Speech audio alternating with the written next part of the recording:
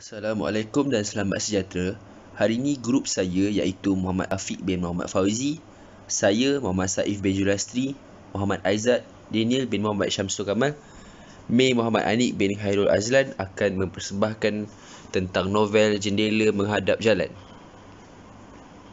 Di dalam persembahan novel ini terdapat 4 isi, kandungan isi iaitu sinopsis, nilai murni, kelemahan dan cadangan dan penambahbaikan. Sinopsis novel tersebut. Lily ialah seorang remaja berusia 17 tahun yang tinggal bersama-sama ibu dan bapanya di Kuala Lumpur. Ketika cuti sekolah, ibu ingin menghantar Lily bercuti bersama-sama nenek di kampung. Walaupun Lily agak keberatan untuk pulang ke kampung, tetapi disebabkan perasaan hormatnya kepada ibu, Lily pulang juga untuk bercuti bersama-sama datuk dan neneknya. Ketika berada di kampung, Lily menyaksikan beberapa peristiwa yang menjadikan dirinya lebih tertarik untuk tinggal lebih lama di situ. Datuk Lily merupakan antara orang pertama yang membuka kampung itu. Datuk merupakan seorang pengamal perubatan tradisional. Sejak kebelakangan ini, pesakit Datuk semakin berkurang kerana mereka beralih kepada cara perubatan moden disebabkan oleh pengaruh yang dibawa oleh anak-anak mereka yang masih muda. Kemuncak novel. Lily juga menyaksikan pertentangan pendapat antara golongan muda dengan golongan tua berkaitan dengan isu kubah masjid, sama ada perlu diletakkan di atas surau sedia ada ataupun membina masjid yang baru. Gita dan Daniel yang ditemuinya ketika dalam perjalanan ke kampung menjadi sahabat baiknya. Mereka mempunyai cara pemikiran yang sama, tetapi bertentangan pendapat dengan masyarakat yang lebih tua di situ. Terdapat sebuah keluarga yang porak-poranda di kampung itu, iaitu keluarga Cik Jah. Anak Cik Jah iaitu Rafiq dan Haziq sering dibelasah oleh orang kampung kerana suka mencuri dan terlibat dalam pengambilan dadah. Pada suatu ketika, sewaktu Lily pulang dari bandar, dia telah ditangkap oleh Rafiq dan Haziq. Lily dibawa ke suatu kawasan yang tidak diketahui dan telah ditawan oleh mereka. Akhirnya Lily berjaya diselamatkan oleh Daniel. Pengakhiran novel. Walaupun Lily pernah ditawan oleh Rafiq dan Haziq, namun dia mempunyai pendapat yang berbeza dengan orang kampung.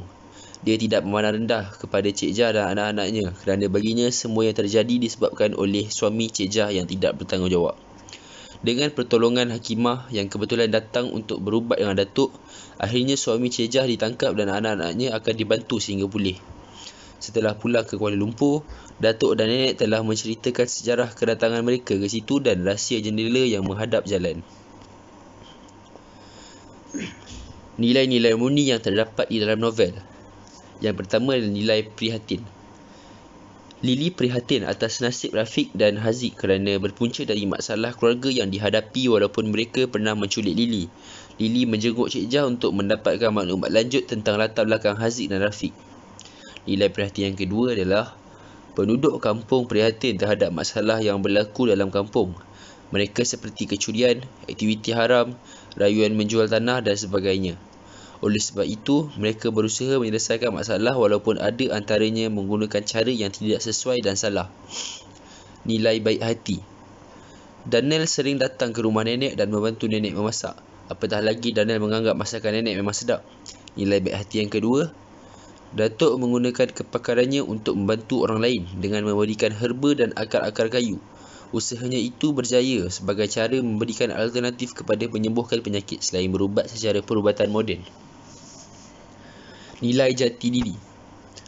Datuk tetap menganggap perubatan secara tradisional yang diusahakannya selama ini dapat memberikan bantuan perubatan alternatif kepada pesakit yang datang menemuinya.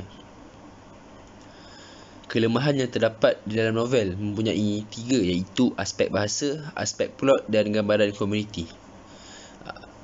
Aspek bahasa. Penggunaan beberapa perkataan yang mewakili bahasa rojak bagi tujuan menghina di dalam dialog wajar diubah. Aspek plot. Plot yang mudah dibaca dan diramalkan. Gambaran komuniti. Komuniti yang memandang rendah pada orang yang kurang bernasib baik daripada mereka. Yang keempat iaitu cadangan dan penambahbaikan.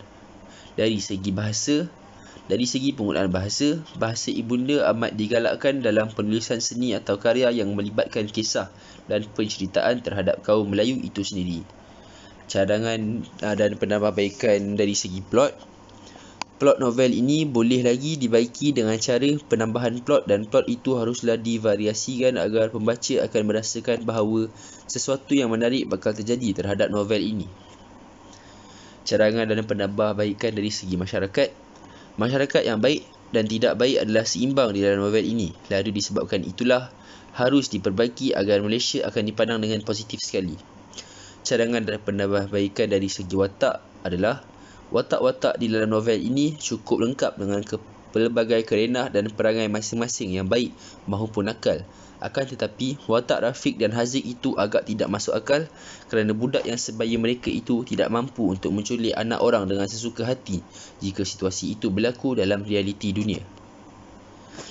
Rujukan yang kami buat untuk menyelesaikan tugasan ini adalah dengan perbincangan dengan rakan-rakan. Seterusnya perbincangan dengan novel Jendela Menghadap Jalan, dan kami mendapatkan sumber daripada melayari internet. Itu saja dari kami sekumpulan. Terima kasih.